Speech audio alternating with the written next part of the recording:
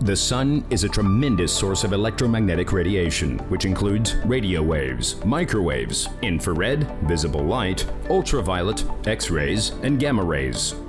These waves of radiation constantly bombard the Earth and its atmosphere. The sun's electromagnetic activity can best be seen during magnetic storms, with solar flares and coronal mass ejections that produce highly energetic particles. In turn, these particles travel to Earth and react with our planet's magnetic field. Most particles ejected from the sun come from sunspot groups called active regions, and typically reach Earth 1 to 5 days after leaving the sun. If one of the sun's particle ejections is directed at Earth, the high-energy particles may disrupt the planet's magnetosphere, further compressing it on the side facing the sun and stretching it out on the side facing away. The stretched portion is called the magnetotail. This part of the magnetosphere is quite dynamic, and ions and electrons often become energized in that area.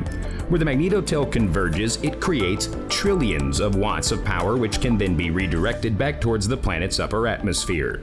As the highly charged particles are drawn towards Earth, they collide with the atoms and molecules in Earth's upper atmosphere, about 50 miles or 80 kilometers above the ground.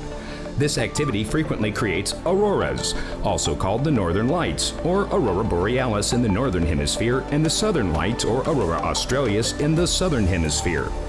These atmospheric light displays range from shimmering curtains and ribbons to bright rays.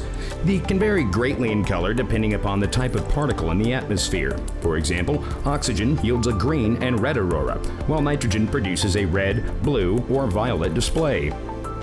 Even though auroras occur some 50 miles or 80 kilometers above the surface of Earth, some people believe they can hear sounds from the auroras, such as whistling or hissing.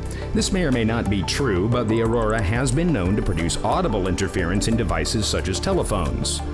Auroras occur more often between September and October, and March and April. The sun's electromagnetic spectrum.